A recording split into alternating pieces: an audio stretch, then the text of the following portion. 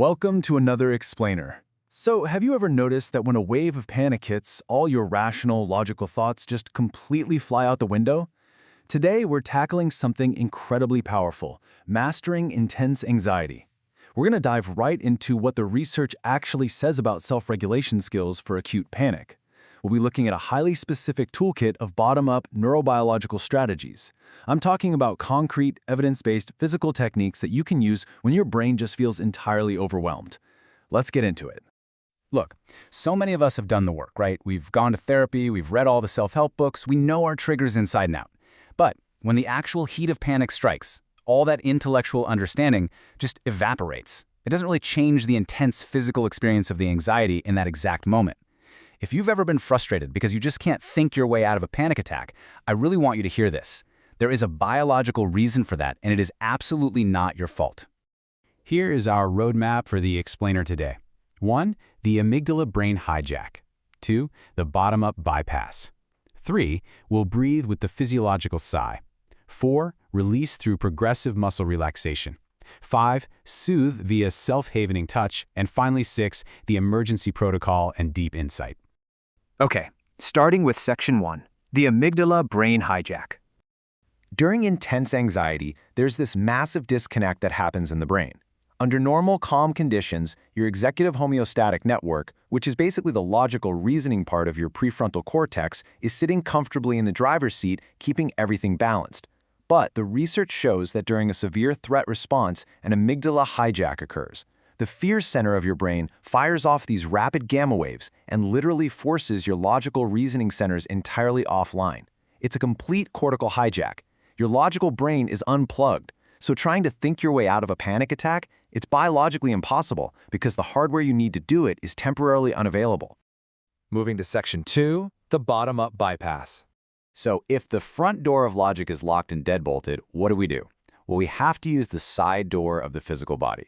And this is exactly what bottom-up self-regulation is all about. We use our somatosensory afferent pathways, primarily the incredible vagus nerve, to send messages of safety directly to the brainstem. This entirely bypasses that blocked prefrontal cortex. We are essentially using the physical body to force the brain to calm down from the bottom up. Section 3. Breathe, the physiological sigh. When we panic, what do we usually do? We hyperventilate. We take these rapid, shallow breaths. But ironically, by breathing so fast to try and get more air, we actually dump way too much carbon dioxide from our system. And strangely enough, while it causes systemic alkalosis in the body, it causes a localized drop in pH, which is acidosis, right inside the brain's fear center. The research reveals that the amygdala has actual acid-sensing ion channels. When the brain's pH drops, these channels trigger a massive suffocation alarm. It's a chemical signal screaming that you are running out of air. This is exactly why the research highlights specific diaphragmatic breathing strategies. We have to chemically reset the brain by changing how our lungs are operating to turn that alarm off. To flip the switch on that suffocation alarm, we use what's called the physiological sigh. Here is how you do it. First, take a deep primary inhale right through your nose. Second, and this is the real magic step here, without exhaling, take a secondary, sharp sniff. That extra little sharp intake of air physically reinflates the collapsed air sacs or alveoli deep in your lungs. Third, let it all out in a prolonged, really slow exhale. Doing this sequence just 3 to 5 times clears out that excess carbon dioxide, rebalances your brain's pH, and literally deactivates the amygdala's suffocation alarm. Section 4. Release, progressive muscle relaxation. Progressive muscle relaxation, or PMR, is a total cornerstone of dialectical behavior therapies. It's often taught as a key part of the TIP skills protocol, which, by the way, stands for temperature, intense exercise, paced breathing, and paired muscle relaxation. PMR relies on this fascinating piece of anatomy called Golgi tendon organs. When you're anxious, your muscles brace up, right? PMR tells us to combat this by intentionally tensing our muscles even harder. Why on earth would we do that? Because when you apply high-force tension, these Golgi tendon organs fire off an emergency signal straight to your spinal cord, triggering autogenic inhibition. It chemically forces your alpha motor neurons to hyperpolarize. So, in plain English, that extreme tension forces a reflex that physically blocks the brain's ability to keep the muscle braced. It just plunges it into deep relaxation. Now, the secret to making PMR actually work is the suddenness of the release. First, you get comfortable. Then you inhale and tense a muscle group strongly, say your shoulders, and you hold it for about 5 to 10 seconds. Then you exhale and suddenly let it go. Whatever you do, do not relax gradually. That instantaneous drop in tension is exactly what triggers that autogenic inhibition reflex we just talked about. Take a quick pause to integrate that heavy, relaxed feeling before you move on to the next muscle group. Section 5. Soothe self-havening touch. Did you know that specific kinds of touch can actually change your brainwaves? It's true.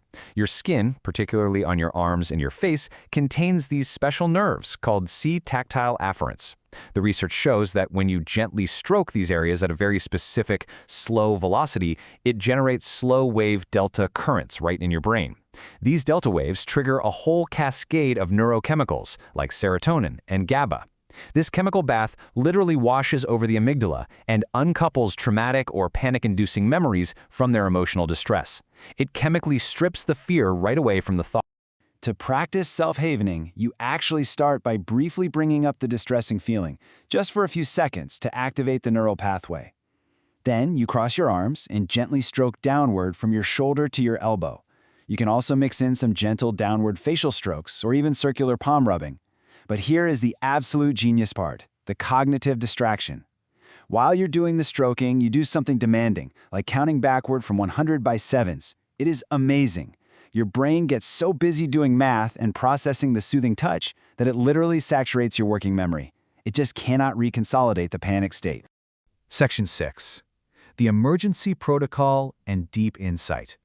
So, the research provides us with a clinical matrix so you know exactly when to use which tool. The Physiological Sigh? That's your fastest weapon. It takes just 15 to 60 seconds to work, and it has a really high discretion level. You can literally do it in a crowded room and it just looks like you're taking a deep breath. PMR takes a bit longer, up to 15 minutes, and has low discretion since you're physically flexing, so that one's much better for private spaces. And self-havening sits comfortably in the middle, taking just a few minutes with moderate discretion.